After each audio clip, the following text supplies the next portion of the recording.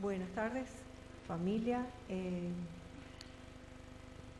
A muchas personas, muchas veces hemos estado haciéndonos muchas preguntas que tal vez no tengan respuestas rápidas. Preguntas dirigidas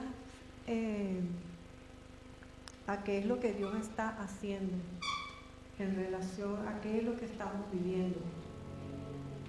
En cuanto a, digamos que a la maldad del ser humano y en la decadencia del mundo en cuanto a la parte moral, espiritual, emocional, la parte política. Y personalmente a veces le digo a Dios, Señor, ¿cuándo vas a poner fin al horror que hemos vivido, por ejemplo, los venezolanos? Porque yo soy venezolana. Y a veces orando, o sea, derramando mi corazón, le pido, cuando veo cada dolor, todos los días pasan cosas nuevas y cosas muy desagradables, pues me atrevo a pedirle a Dios que pare, que nos ayude. O también podemos preguntarnos, ¿verdad?, en cuanto a la pandemia. Señor, ¿qué significan estas restricciones, estas limitaciones? No podemos estar con nuestra familia. ¿Por qué tenemos que protegernos para no enfermarnos? ¿Por qué tenemos que protegernos para no enfermar a los demás? Y no contagiar a los otros, pues. Y bueno, entre todas esas cosas, yo sé que ustedes también se han preguntado ¿por qué el terrorismo? ¿Por qué la degradación sexual? ¿Por qué las violaciones? ¿Por qué tanta droga que ha destruido a tantas personas? ¿Por qué hay tantas tormentas tropicales que destruyen casas, familias? ¿Por qué tanta guerra? No es cierto que estas preguntas vienen a nosotros.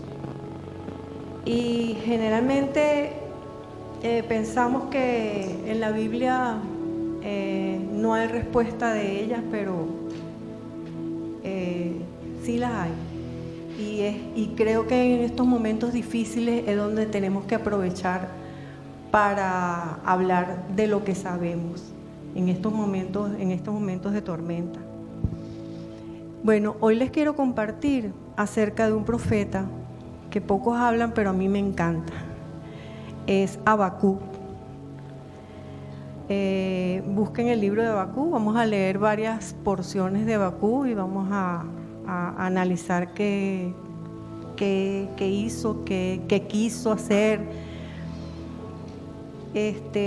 Su nombre, ¿verdad?, significa el que abraza, pero no el que abraza de forma romántica, sino el que abraza, el que consuela.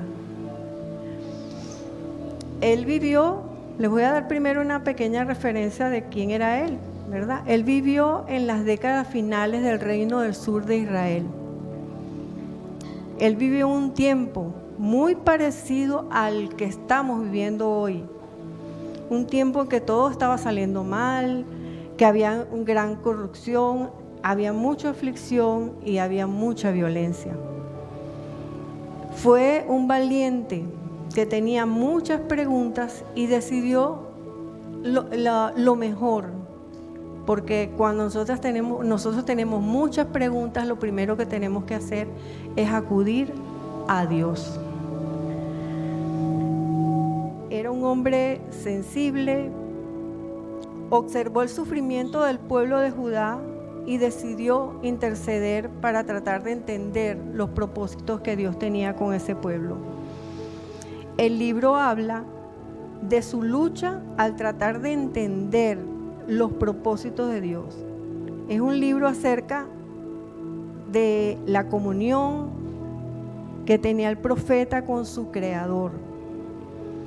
Es un libro que resalta notablemente la oración. Todo el libro habla de oración. Y ante una situación lo primero que hizo fue dirigirse a Dios. Entonces es un libro que es comunión, que es un diálogo y que Habacuc derrama su corazón ante Dios. Vamos a empezar leyendo Habacuc 1, de 2 al 4. La palabra de Dios dice así. Esta primera parte que vamos a leer, Habacuc se quejó varias veces o tuvo dos preguntas pues importantes. Esta fue la primera. Habacuc 1, 2, 4. Dice, este es el mensaje del profeta Habacuc que recibió en una visión, queja de Habacuc. ¿Hasta cuándo debo pedir ayuda, oh Señor, pero tú no escuchas? Voy a leerlo en la Nueva Traducción Viviente, pero ustedes en la traducción también está igual. Hay violencia en todas partes. Clamo, pero tú no vienes a salvar. Siempre tendré que ver estas maldades. ¿Por qué debo mirar tanta miseria? Donde quiera que mire, veo destrucción y violencia. Estoy rodeada de gente que le encanta discutir y pelear. Amén. En esta parte, en esta primera queja, Habacuc siente que la palabra de Dios en el pueblo de Judá estaba totalmente ignorada. Había mucha maldad y mucha violencia. Las personas que necesitaban, que tenían dinero y que tenían esclavos, pues maltrataban a los esclavos, se aprovechaban de los esclavos. Por supuesto había corrupción política, corrupción sexual, o sea, los líderes estaban haciendo sus desastres. Había un liderazgo muy corrupto. Y Habacuc se entristece y dice, no estás escuchando, parece que no cambia nada. O sea, él empieza a cuestionar a Dios y a decir, como a veces nosotros nos hemos desesperado, ¿será que Dios no me escucha? O sea, pasan los días y no pasa nada. Y bueno, Habacuc empezó con esta lucha, diciendo, oye, pero ustedes sí saben, porque lo hemos vivido, que Dios sí escucha. Amén. Que sí está viendo nuestra situación. Él no se pierde de nada. Él está viendo cada cosa que nos está pasando. Y lo más bonito es que siempre está ahí con nosotros, nunca nos va a abandonar y siempre está dispuesto a ayudarnos. Porque Él siempre tiene el control y porque Él nos ama. Amén. Ante esta queja, ¿verdad? Dios le responde a Habacuc, por supuesto. Esto es lo bonito y por eso es que yo les digo que es un libro de oración, pero no un libro de oración como un monólogo, que uno pide y pide y pide y habla y habla y habla, sino que hay pausas. Él habla algo y Dios le responde, que es lo que tenemos que hacer siempre. O sea, pedir algo, argumentarle al Señor, pero esperar también que Él nos responda. Amén. Y Dios le responde ante esto que Él le estaba proponiendo. Vamos a ver en el 1, el 6, el 7 y el 8.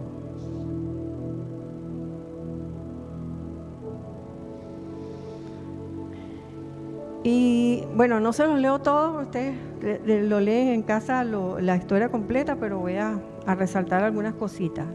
Y dice, estoy levantando a los babilonios, un pueblo cruel y violento.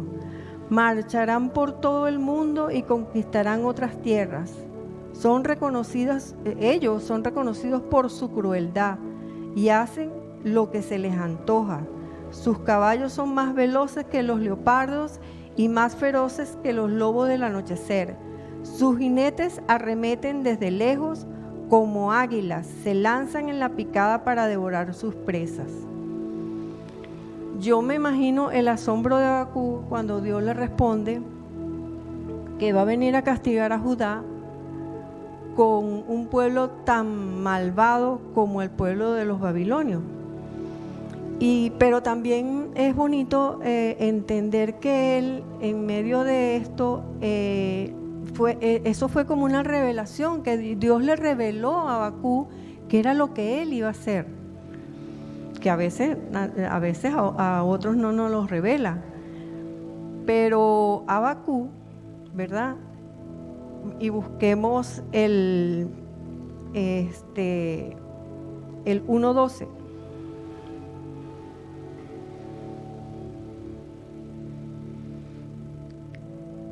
Y dice así el 1:12: Oh Señor, mi Dios santo mío, tú eres eterno.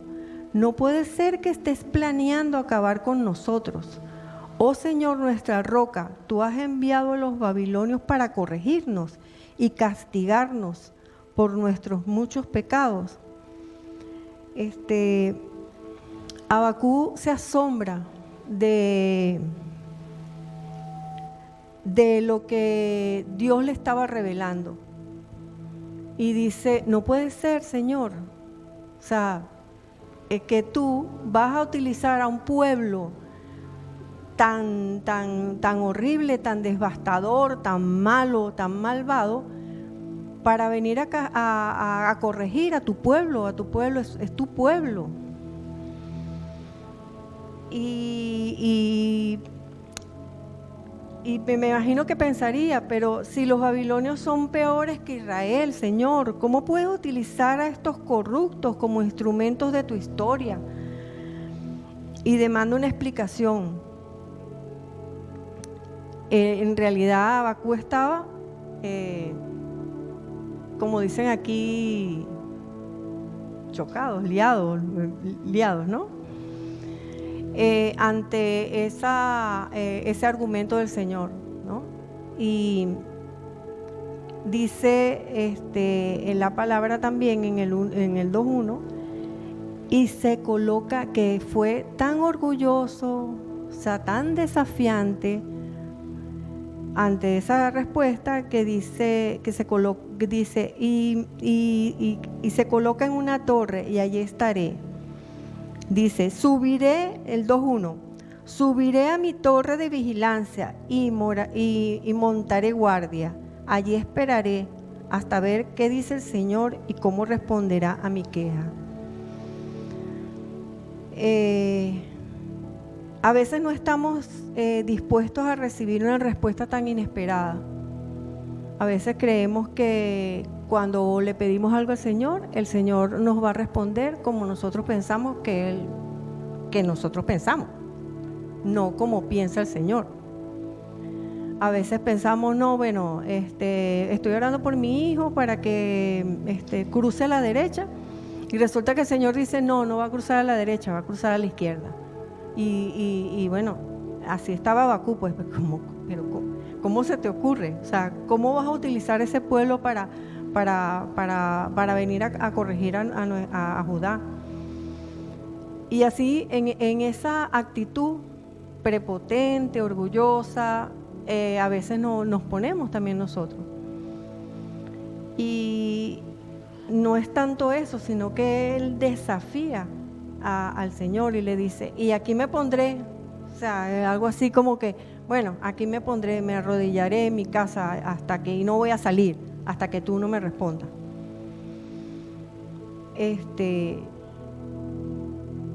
Habacuc no entendía cómo un pueblo impío, o sea, un pueblo tan de mala fama, podía juzgar a los pequeños errores. Él pensaba que eran pequeños errores, pero luego más adelante él va entendiendo cuál era el propósito de Dios en toda esta situación.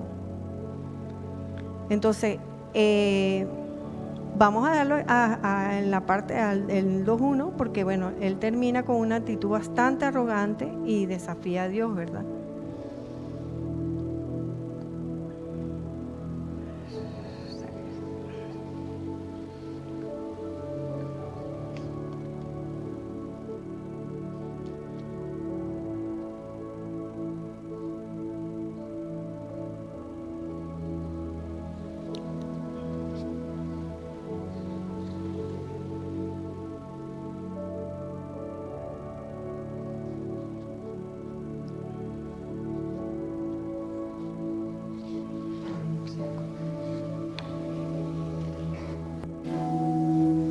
Ok.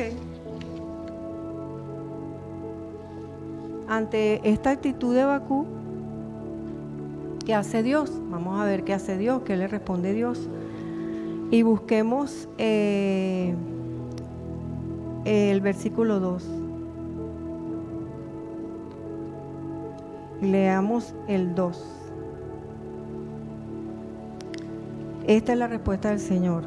Entonces, el Señor le dijo: escribe mi respuesta con claridad en las tablas para que un corredor pueda llevar a otros el mensaje sin error. Estaba claro que lo que Dios había dispuesto para el pueblo de Judá era un hecho. Y lo que el Señor le estaba diciendo a Habacuc era que escuchara y oyera y que lo escribiera en esa tabla, porque él era el que iba a llevar el mensaje y para que no hubiese error. En el 2.3 dice: esta visión es para un tiempo futuro.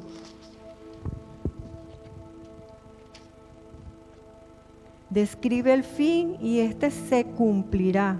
Aunque parezca que se demora al llegar, espera con paciencia, porque sin lugar a dudas sucederá, no tardará. El Señor le estaba diciendo que lo que él estaba pensando en hacer juicio sobre el pueblo de Judá, eso se iba a cumplir, que no lo iba a hacer en ese momento, pero que aunque pareciera que tardare, pero no, que se iba a cumplir. Entonces, lo que Dios ha determinado hacer siempre es un hecho, no hay vuelta atrás. Y yo me imagino que Habacuc se sentiría muy abrumado por la realidad de que Dios no cambió el plan en base a lo que Habacuc quería. Pero hay algo bonito en todo esto, que su promesa de que su presencia y su cuidado no nos quita la realidad a pesar de la dificultad. Cuando estábamos orando en la alabanza, escuché a alguien que oró, que dice que esta iglesia, aunque esta iglesia ha pasado por dificultades, tú nunca nos has abandonado. Bueno, esto es parte de eso. Habacuc tenía que entender que lo que Dios había dispuesto lo iba a hacer, pero que él iba a estar ahí. Hay una parte hermosa también que a mí me gusta, que está en el versículo 2.4, que dice así: mira los orgullosos, confían en sí mismos y sus vidas están torcidas, pero el justo vivirá por la fe en Dios. Y este es un versículo que siempre hemos hablado por ahí, siempre lo decimos. Pero miren la realidad del contexto de este versículo. Y dice que el justo, ¿quién es el justo? El que pone la fe en Dios, ¿verdad? Y todos los demás que viven sin poner esa fe en Dios, pues viven de acuerdo a la injusticia, ¿okay? A la falta de fe en su Dios.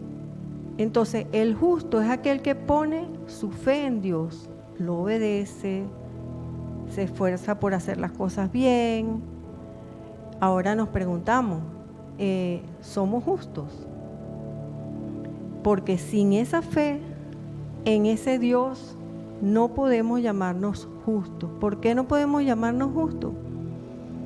Porque sin esa fe, sin esa confianza que le podemos tener a Dios, sin esa entrega de que lo que Él decide es lo mejor, pues sin esa prioridad no vamos a tratar nunca de hacer las cosas como a Dios le agrada.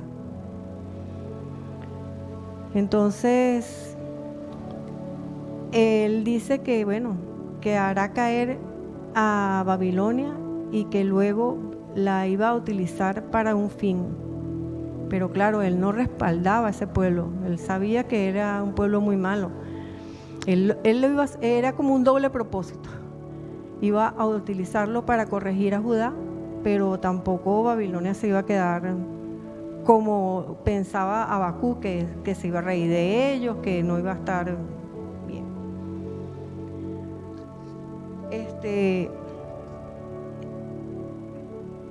Luego de todo esto, vemos a un Habacuc, después de tener 2 quejas y después de tener esas respuestas tan asombrosas que les dio el Señor, vemos en el 3.16, si me acompañan en el 3.16, que unos dicen que es una oración, otros dicen que no es una oración, que es un cántico, pero cualquiera de las dos cosas que sea es una porción muy hermosa. Es una alabanza llena de esperanza, incluso si el mundo está en cualquier situación difícil. Nos invita a un camino de fe. Habacuc fue transformado y ya lo van a ver por qué fue transformado. En el 3.16, miren lo que dice Habacuc: al oír esto me estremecí por dentro, mis labios temblaron de miedo, se me doblaron las piernas, caí y temblé de terror. Esperaré en silencio el día venidero, cuando la catástrofe golpee el pueblo invasor. O sea, Habacuc ya aquí estaba como entendiendo ya cuáles eran los propósitos que tenía Dios con lo que él iba a hacer. Y estaba como más, digamos que más tranquilo, porque estaba entendiendo eso. Y fíjense que él dice, esperaré en silencio, o sea, esperaré tranquilo. Cuando venga el invasor, yo sé que Dios nos va a proteger y nos va a cuidar. Entonces, ¿qué pasó ahí? Él escuchó a Dios, dijo, es como que entendió la explicación, entendió lo que Dios iba a hacer, se humilló, entendió sus propósitos, se sometió a Él, reconoce su poder, reconoce su propia injusticia, porque no la estaba reconociendo, y la propia injusticia del pueblo de Judá, y bueno, decide esperar. En el 3.17 dice, aunque la higuera no florezca y no haya uvas en las vides, aunque se pierda la cosecha del oliva y los campos queden vacíos y no den fruto, aunque los rebaños mueran en los campos y los establos estén vacíos. Esa palabra aunque también la escuché, creo que fue el pastor, el apóstol que la nombró, y dije, bueno, esta palabra como que sí, esta palabra aunque es la clave de este versículo, porque ahí dice, aunque las cosas estén muy mal, vamos a ver qué pasa, ¿no? Dice, a pesar de que haya situaciones difíciles en nuestras vidas, vamos a hacer una cosa. Piensen en este momento algo muy, muy difícil que estén pasando cada uno ahí desde sus puestos.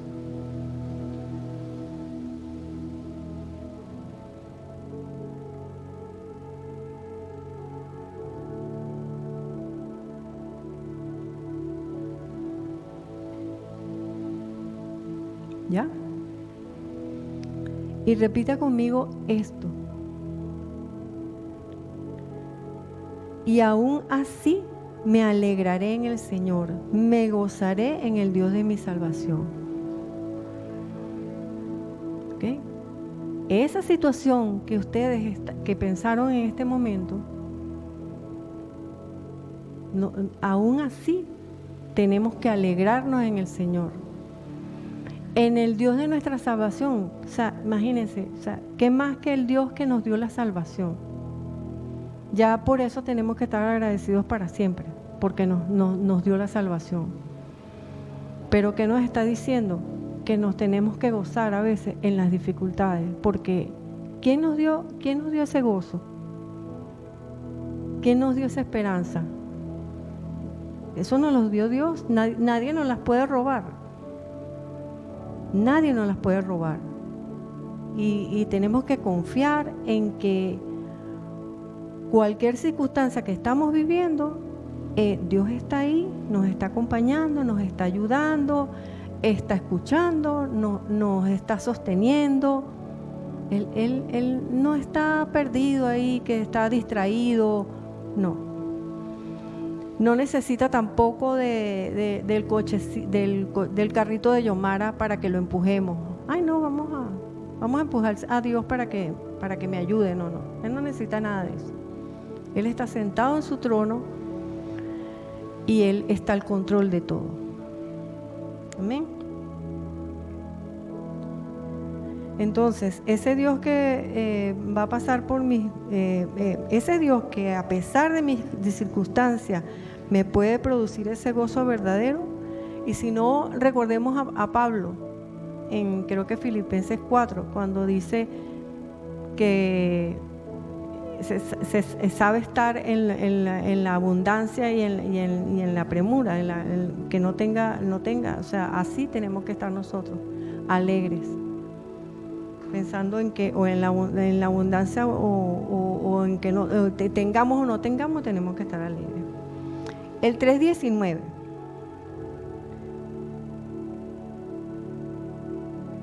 dice que aún, el Señor soberano es mi fuerza. Él es nuestra fuerza, hermano. Está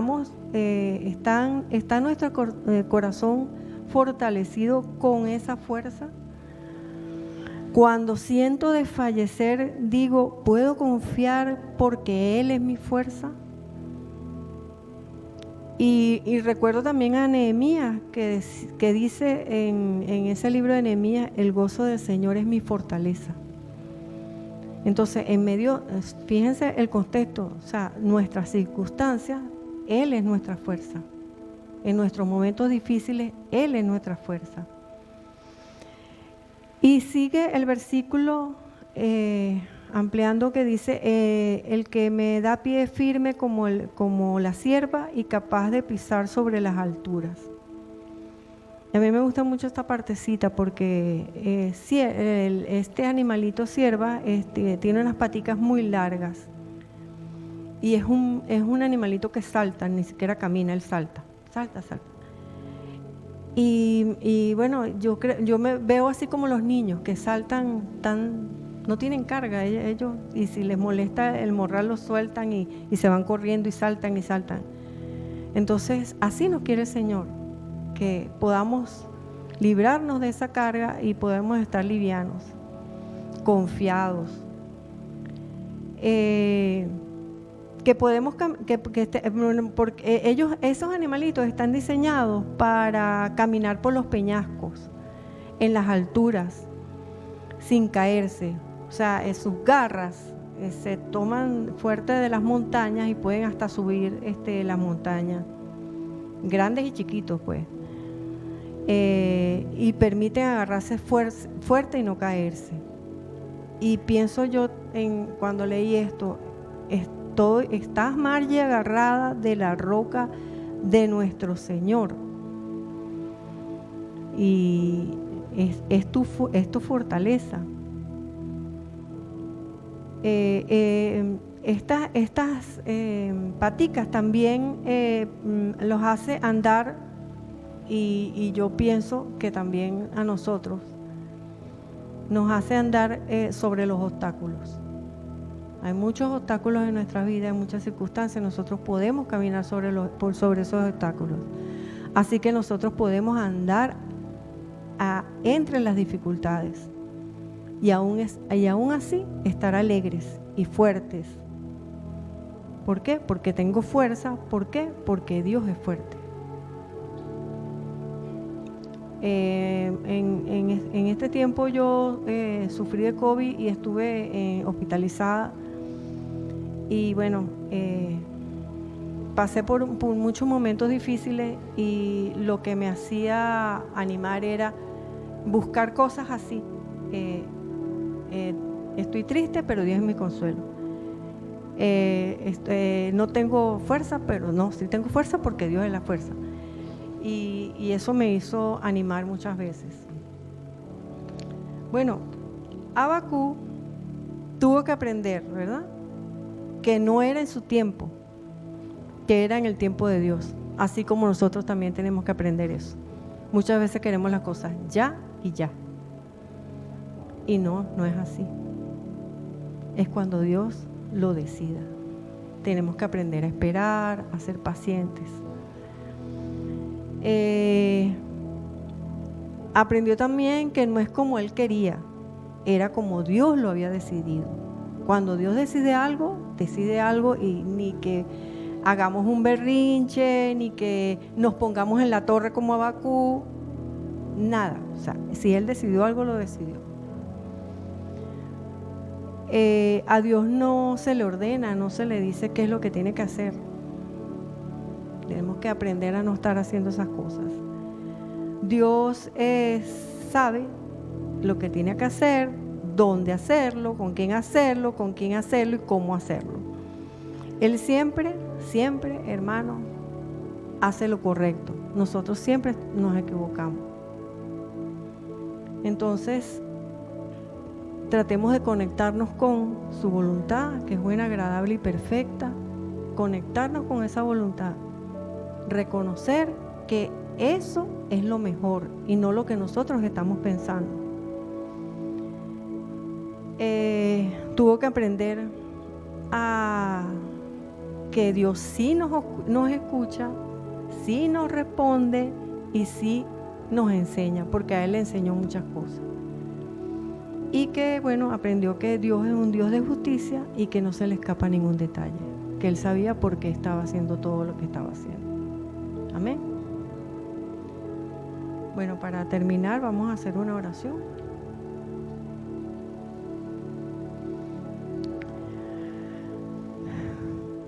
Señor, eres un Dios justo, eres nuestra estrella de la mañana, eres un Dios santo, eterno, poderoso, que tiene el control de nuestras vidas. Nuestro Señor de señores, nuestro Rey de reyes, el León de Judá. Ayúdanos, Señor, a tener una actitud que siempre busquemos tu consejo y que crezcamos en sabiduría. No permitas que seamos sabios en nuestros propios pensamientos. Guíanos, Señor, a aceptar tu voluntad y a entender que tú eres soberano y que estás en el control de nuestras vidas. Que nuestro corazón tenga siempre la certeza de que tus planes son los mejores para nosotros. Enséñanos, Señor, a tener una actitud agradecida de lo que tú decidas. Y enséñanos a conectarnos con tu voluntad. Dios, ayúdanos a confiar que en medio de esta pandemia tú nos vas a sostener. Tú no nos vas a abandonar. Nos has enseñado tantas cosas, Señor, en estas limitaciones, en este encierro. Nos has guardado. Ayúdanos a recordar también, Señor, en el Salmo 23, cuando leemos que aunque andemos en valle de sombra de muerte, no tengamos temor, porque tú estarás de nuestro lado. Ayúdanos a esforzarnos a poner esa fe en ti y que seamos transformados como lo hiciste con Habacuc. Que nuestro caminar sea el resultado, Señor, de entender tu palabra y aplicarla a nuestras vidas. Que busquemos la sabiduría en tu temor y que esto sea el motivo que ilumina y entendamos quién eres, cuáles son tus propósitos para nuestra existencia. Danos paz, Señor, y buena actitud para esperar en ti y para saber cuál es nuestra posición y nuestra forma de ver lo que está sucediendo a nuestro alrededor. Confiamos plenamente, Señor, en tus designios y queremos alegrar tu corazón con nuestra conducta. Amén y amén.